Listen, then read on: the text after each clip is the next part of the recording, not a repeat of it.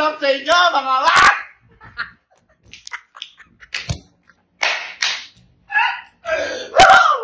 So today is a very special day, mga pamangkin. Dahil ngayong araw po ay magtutupad na naman yung isa sa pinakamalaking pangarap natin. At ito yung makatagpo ko, yung pinakapangarap kong tao. Sige na kayo. Sobrang excited ko po kasi. Dahil kasi sa tao to, sabi ko kasi yung pangarap ko yung tao na to. Dahil sa tao na to, baka hindi nyo ako napapanood ngayon. O malamang hindi nyo ako napapanood ngayon kasi siya ang dahilan kung bakit, siguro 50 to 60% siya ang dahilan kung bakit ko pinasok yung platform na to, yung scene na to, yung pagbablog na to. Siya ang pinakamalaking dahilan. Kaya nagkakaganito po ako ngayon. Sobrang laki ng utang na loob ko sa tao na yon. Pero kung mapapansin nyo, hindi ko sinasabi sa vlog ko na idol ko siya, ganyan. Kasi meron po akong pangarap na gawin sa pagkikita namin. Kasi sa kanya ko natutunan to. May napanood ako isa sa mga vlog niya na akit ka sa bubong and aim for the sky. And at least if you fall, you will fall on the roof, not on the ground. Mataas ka pa rin. At ito yung pangarap na yun na sinabi ko sa sarili ko. Kapag nagkita kami ni Kong, Sir Kong, eh gusto ko, meron ako ipagmamalaki sa kanya at sana makilala niya ako. At pangatlo, sana hindi sinasadya yung pagkikita namin. Gusto ko tadhana yung magsasabi ng pagkikita namin. At yun ay natupad nung nag-message sa akin si Ma'am B. Cortez, yung asawa po ni Sir Kong. Nag-message sa akin si Ma'am B. Cortez na iniimbitahan niya ako para sa Team Payaman Fair. Kaya wala akaabog-abog, umuo kagad ako. Pero hindi ko tinanong kay Ma'am B. Cortez kung kilala ba ako ni Sir Kong. Ang tinanong ko kay Ma'am B. Cortez, Ma'am, kilala niyo po ba ako? Kay Ma'am B. Cortez yung tinanong. At natuwa, sobrang sarap sa pakiramdam na parang nagbunga lahat ng pinaghirapan ko, lahat ng inisip ko. Nasabi ni Ma'am B. Cortez, oo, kilala daw nila kami. Pero hindi ko na tinanong kung kilala ako ni Sir Kong kasi gusto ko malaman yun ng personal. At ngayong araw po na to, matutupad na yun dahil pupunta po kami ngayon sa Team Payaman Fair at malaki ang chance na magkita kami dun ni Sir Kong. Si Sir Kong, ang pinagpe-pray ko lang ngayon, sa 7 years ko siyang pinapanood, lahat ng video na panood ko sa kanya, sana meron akong napakita sa kanya na natutunan sa mga ginagawa niya. At sana rin, kahit papano, makilala niyo tayo, hindi dahil sa pagbablog, kundi makilala niyo tayo dahil sa hard work na ginawa natin para sa platform na to.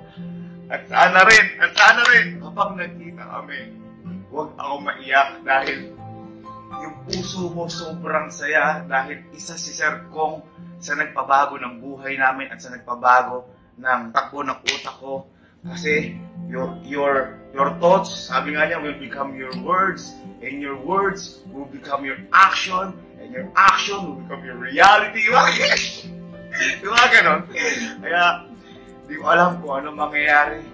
Pero isa lang ang masasabi ko, sobrang nakakabaliw ang nangyayari. Kaya sobrang thank you, Lord. Ito na tayo. Makikita natin yung Emosyonal ang vlogger na si kilala bilang si Sir Jabin nang sa wakas ay nagkita sila ng idolo niyang si Kong T. Kabilang sila sa mga naimbitahan na dumalo sa ginanap na Team Payaman Fair. Hindi napigilan ni Sir Jabin ang kanyang emosyon nang sa wakas ay nakausap at nakadaupang palad ang Anya ay taong kanyang pinakapangarap. Anya, si Kong daw ang dahilan kung bakit niya pinasok ang vlogging. Kahit matagal na raw niyang idolo si Kong TV, ay hindi niya sinasabi sa vlog niya dahil gusto niyang makilala si Kong T nang may napatunayan na siya at hindi dahil sa hype. Ayoko kasi sir sabihin sa vlog kasi ayokong mag-ano yung landas natin ng sinasadya. Gusto ko sir, pag nagkita tayo, sabi mo nga sir, akyat ka sa bubong, aim for the SKY, and if you fall, you will fall on the roof, not on the ground. Kaya sir pinipilit ko talaga sir tumaas para magkita lang tayo. Ayoko lang sir ay hype kasi baka dun mo mapansin, ayoko sir. Gusto ko mapansin mo sir yung hard work na ginagawa ko.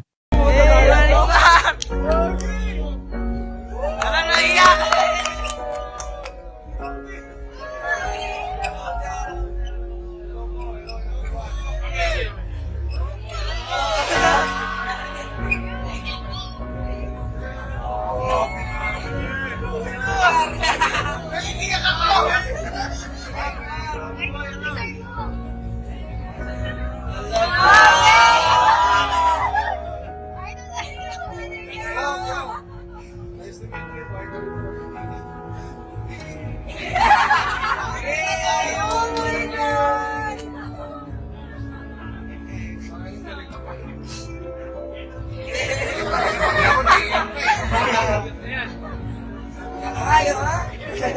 Wala, marapin ka kahit. Wala ko naiiyak ko sa kanya.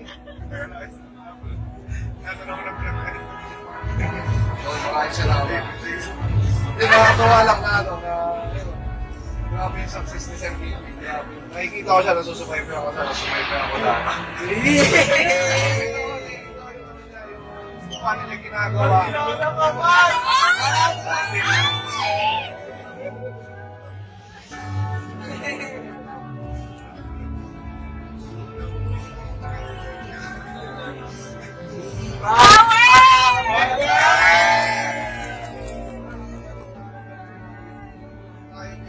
Kaya mong gawin na social media, paano mo ma-inspire ng tao. Thank you, Edison siya, sobrang dami niya na-inspire na rin ng mga tao. Kasi kasi naalala ko yung mga time na maliit yung video sa nag-receive siya ng award sa akin. 4 years ago kasi nanonood ako dito, may isang bumakal dito na nag-inspire sa akin. Nominate din siyang favorite social media influencer. Kaya maraming salamat din sa tao na yun. Ako may napag-hit sa doon, feeling ko naramdaman ko siguro ako sinasabi ng ayun tol, maraming salamat. Sobrang saya ko kasi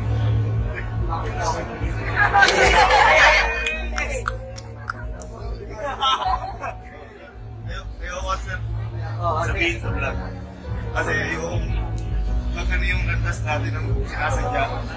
Gusto ko sir, pag nakikita ako tayo, sabi mo nga sir, akit ka sa bubong, aim for the sky, and if you want, we will volunteer of that on the ground. Kaya sir, pinipilit ko talaga sir, tumaas para magkita na tayo na kakilala ko.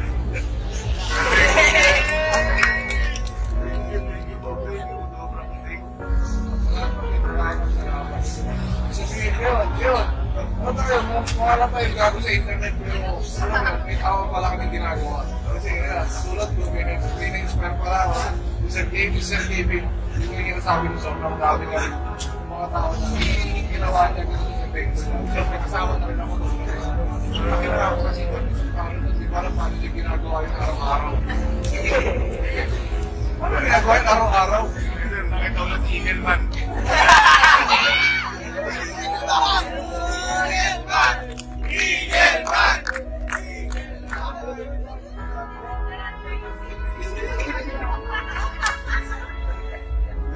Ayoko lang sir, i-hype kasi baka doon mo mapansin. Ayoko sir, mapansin mo sir yung hard work na ginagawa ko. Galing.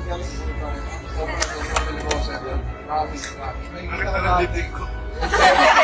Alam mo kasi yung hirap ng alam ko yung hirap ng ginagawa namin. So alam ko yung hirap ng yung ginagawa niya. Paano niya ginawa, paano niya yung parang tuloy-tuloy na siya kahit na dito sa mga pics niya, di ba? Paano niya ginagawa.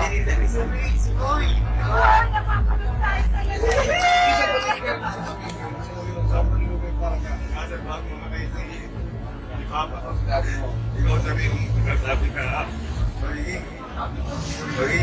kampong. Ayun na,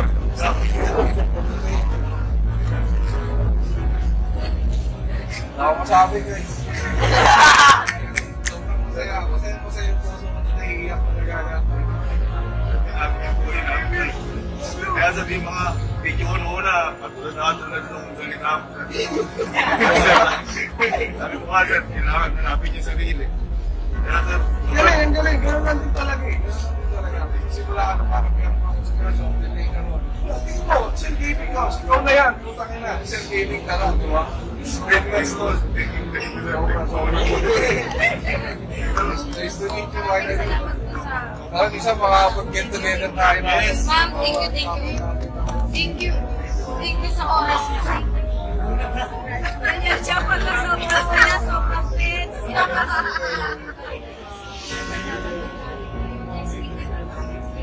Sa pag-alam ko busy kayo. Ang oras Pero marami. kasi Mayora, para naman.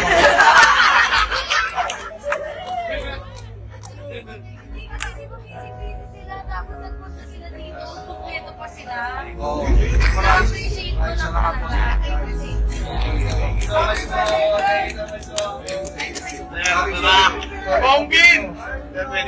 Minsan pwede ba pa-picture?